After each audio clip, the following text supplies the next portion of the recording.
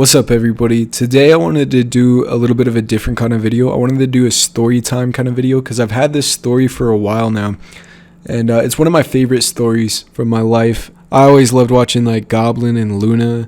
It was always super entertaining to me, so I thought I'd give it a shot, and let me know what you guys think and if I should do more stories down in the comments. So yeah, let's get right into the story. So a little backstory, this takes place in 2022. I was 17 at the time and I had a pretty big drug problem, cocaine, acid, whatever I could get my hands on. Now one day I was at school on a shit ton of drugs. I think I did cocaine, Adderall, smoked some weed, drank about 8 beers and popped a couple Zins in my mouth. And I mean the Zins aren't too bad, but when you're already that fucked, they hit you pretty hard and they'll make you nauseous real quick. And if you know anything about mixing uppers and downers, it is really bad for your heart. Doing a shit ton of Adderall and then cocaine as well makes your heart fly, races, absolutely fucking races. And alcohol does the complete opposite. It slows your heart down. Needless to say, I felt like my heart was going to completely implode. Anyway, it started to hit right before health class, and I was in quite the predicament. Because if I went to class, I risked overdosing and getting kicked out of school, but if I skipped class, I would have got my ass beat by my parents since I already missed so many classes. So I made the decision to risk it and go, and in hindsight, this was probably a bad decision, but it was a huge part of what made me who I am today, and I don't regret it. But yeah, I show up to this class, and 5 minutes in, I'm face down on my desk, fucking out cold. And probably about 20 minutes into the class, I ended up passing out. Teacher comes over, and he wakes me up, and I don't remember anything he said to me. I just remember being there and fucking vomiting everywhere. Everyone was staring at me, and the teacher got them all to leave the room. The nurse comes down with a wheelchair and they bring me up to the office. The principal starts asking me some questions. They got a cop in there who started asking me some questions too. They found a bunch of shit in my backpack. Luckily, they didn't find the coke. I had time to tuck it in my underwear when the teacher was getting everyone out of the classroom. But yeah, overall, a terrible situation. That could be a whole nother story on its own though. So yeah, let me know if you guys want to hear that. But that's what triggered me getting sent to rehab. And I remember going home that night and my parents made me sleep on an air mattress because they were so pissed at me. And they found this place, this inpatient place, and sent me away. It wasn't a lockdown facility. It was nothing super serious. It was considered a no-touch facility, which means you cannot touch anybody there. The staff aren't allowed to touch you. You aren't allowed to touch other kids. Even if it's a handshake, you can't dap people up. You can't do shit there, or at least you're not supposed to. Most of the staff members were pretty chill. None of them cared too much. But yeah, that kind of sets this scene for the type of place that this was. But to paint a better picture, there were 2 houses, a boys' house and a girls' house. And when I got there, they took me to the boys' house for the intake process. They ran me through the metal detector, made me take off all my clothes and take a shower. And then I finally got to meet all the other kids. And when I got out of the intake room, they were all sitting in the kitchen doing their daily groups. And we'd do these groups and change them up every week, so we got to know everyone better. It was like little activities and stuff and different kinds of lessons. And upstairs, we had our bedrooms, which weren't actually that bad. Not as bad as I was expecting, at least. The beds were pretty comfortable. We got to share rooms with 4 different people. And my roommates were pretty cool. They were quiet. The homie Austin, I became pretty good friends with. But I haven't heard back from him in a while. Yeah, I hope he's okay. Praying for you, Austin. Hope you're safe, man. But to the right of the kitchen was our meds room, which will become important later in this story. And finally, there was a living area with a TV and a Wii, and we'd play Wii Sports and Mario and Guitar Hero whenever we got the free time. Now, the girls' house was pretty much the same, but they had a much bigger living room and kitchen, and their rooms were downstairs, but that's not too important. I just wanted to kind of set the scene. To kind of give you a schedule of our day, we'd have, I think, 30 minutes to an hour. I think we woke up at 6 or 7, and then, maybe it was 6. Maybe we got up at 6, showered, and had an hour to get ourselves ready, and then 7 to 8 was breakfast time, and then 8 to 9 we would go do our first daily group, and then 9 to 10 I think we'd have an hour to chill or something, or we had recess. Basically, we'd be able to go out and play basketball or play on the Wii and just get to socialize. And the next, I think, was homework hour, which is one of the biggest parts of this whole place because it was the only time we ever got access to the internet, and it was heavily monitored, but we still got access to the internet. After homework hour, I think we did our second groups. I want to say it was just free time after that. And there were all kinds of different activities that we do throughout the week. Like Thursdays, we do like music nights or something, karaoke nights. And Fridays, we'd like go on hikes. And then on the weekends, we'd go out to different places around the rehab, roller skating and obstacle courses and that kind of stuff. Just fun shit to do. But then, yeah, at like 9 or 10 o'clock, it was bedtime. And that was pretty much our day. And that just repeated throughout the weeks. And it wasn't bad. It was really nice to have a set schedule because it just kept me on track. Most of them were really cool people, though, and I really enjoyed being around them. Nobody was too much of an asshole to anybody unless it was really deserved. There was some beef and drama, but it wasn't too bad. It's weird though, it's like you gain a special kind of bond with people once you're living with them for 45 days, kind of forced into it. You all have one common enemy, which is the staff, and you have to live together anyway, so you might as well get used to it, even if you don't like somebody that much. But yeah, I met a lot of cool people there, a lot of people that I'm still friends with to this day. Anyway, fast forward a little bit, we were sitting in our homework hour, and this new girl, for the sake of privacy, let's call her Samantha. Samantha gets introduced, and the second she walks in, I thought to myself, oh, I'm pulling this chick. Like, I don't know how I'm going to do it, because I'm terrible with women, but I'm going to do it. And she was this goth chick, curly black hair, a little chubby, but I don't mind. And let me tell you, she had a fucking chest on her. She was tall as hell too. She was like 5'8", and I was only 5'9" at the time, so we were pretty much level. But yeah, most of the guys there had like a rehab fling, and I wanted one too, so I was shooting for her.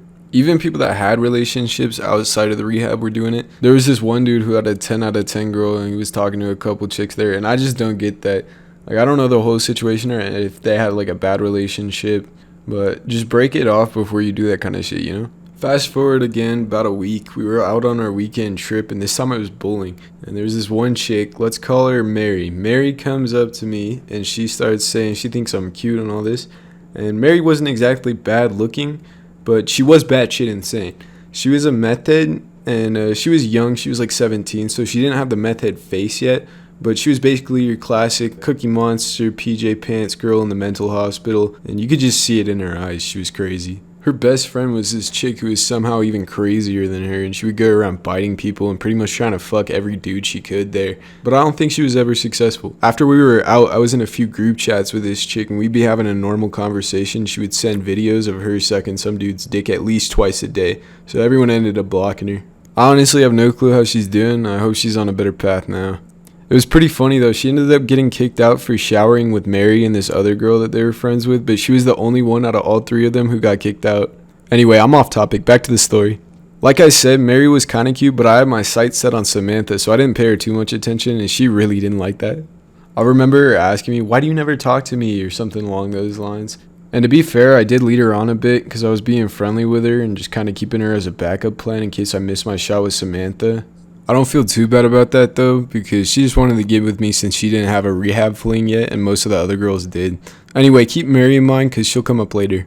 To be honest, I don't remember what I said to Samantha at all, because when she first got there, she was super shy. She didn't really talk to anybody, but I managed to attract her somehow.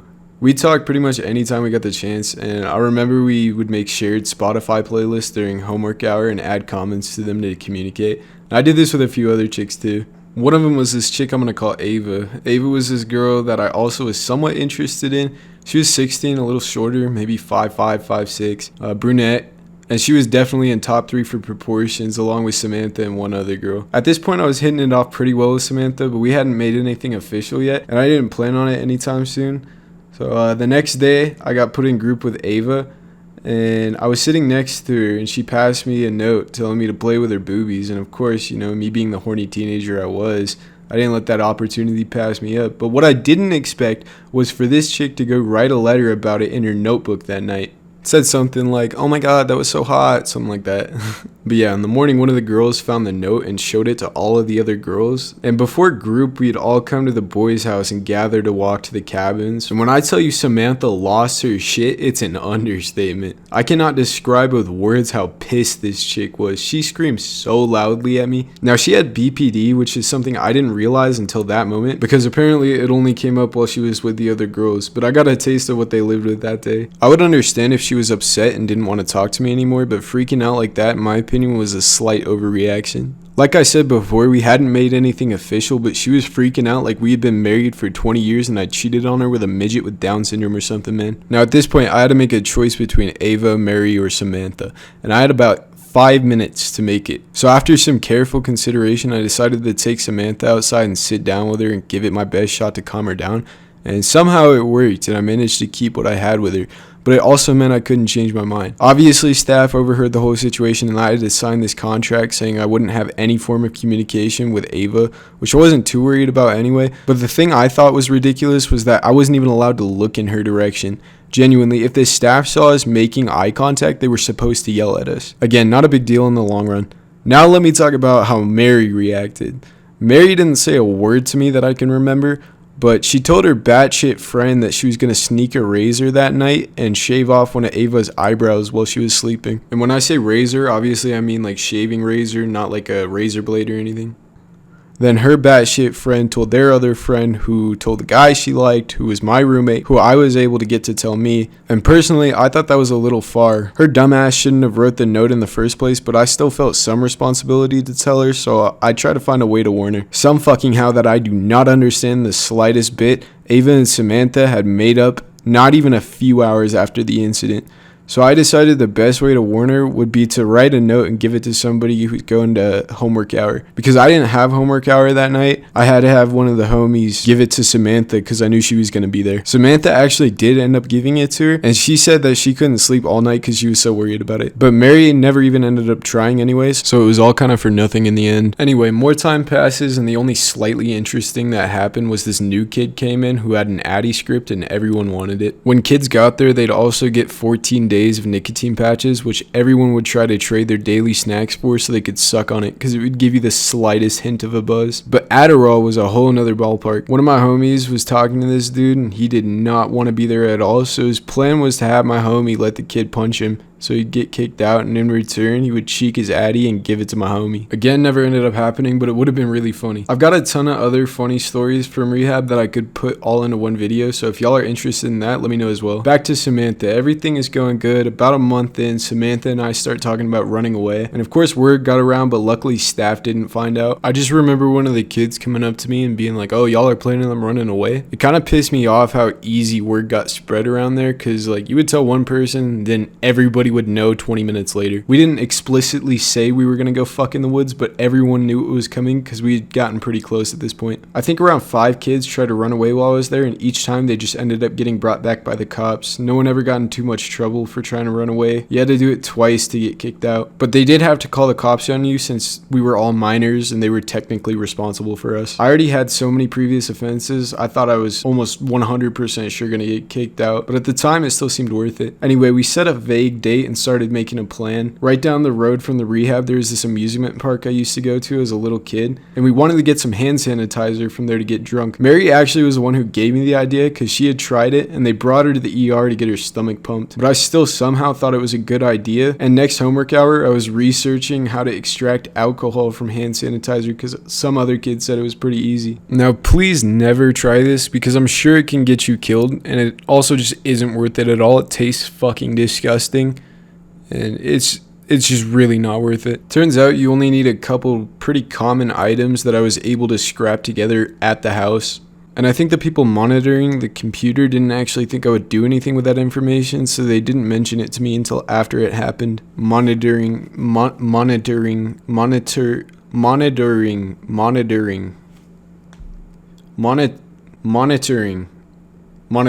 Anyway, a few days later, I got all the materials and stashed them under the deck of the boys' house and just prayed they didn't get found, which somehow they didn't. Friday comes around and we're doing our on-site hike. We get to the top, and on the way down, me and Samantha end up ahead of most of the group, out of sight of the staff. I remember looking at her and saying, should we run now? She thought about it for a second. We both just started booking it back down. When we got back, I grabbed the cup and we went straight to the amusement park. We ended up in the back in a closed-off section, and of course, some worker had to be there. He yells at us, "What are y'all doing back here?" And Samantha says, "We came here with our family. We just got bored and started exploring." Now, God the staff hasn't realized we were missing it, or else he probably would have just called the cops on us, because I'm sure the amusement park is the first place they call when kids run away. But yeah, he just ended up telling us to leave, so we went to the front where the gift shop was to look for hand sanitizer, and when we went in, all the workers were distracted or on their phones, so I just grabbed the first bottle I saw, and we ran into the woods. Once we found a spot that was pretty far, I set up the cup and extracted the alcohol. This shit was so strong. The bottle said like 80% ethanol.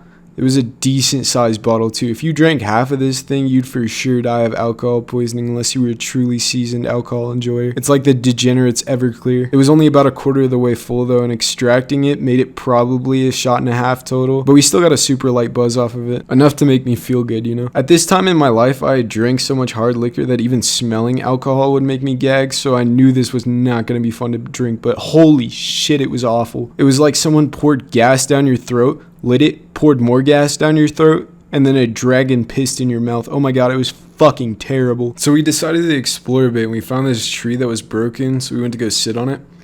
And it was such a pretty view. The sunset was this beautiful orange, and the colors from the trees and the nature blended in with the sky so well. And just sitting there enjoying the view was almost more fun than actually getting to banger in the forest. After that, we walked into this neighborhood and found a couple houses that seemed empty.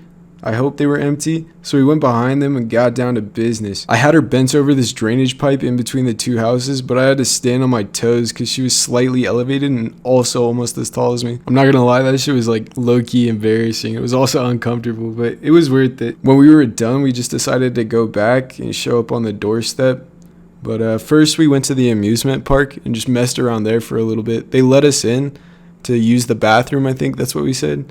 So we got to walk around for a little bit and just like have some fun. But yeah, we headed back and just showed up on the porch. The staff were fucking livid. A cop was there and he yelled at us because they had to go out and look for us. But this rehab was in a really nice location. I'm pretty sure the worst thing that's happened there in the last 10 years was someone running a red light. He was probably just mad he had to do his job. Anyway, they made us strip and take showers again, and then we got sent to our rooms after a quick interrogation. I got all the homies in one room and I told them the story, and that was fucking amazing. That was such a good experience getting to tell this story and be there with all my boys.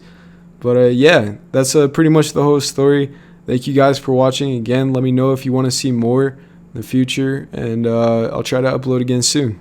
Bye.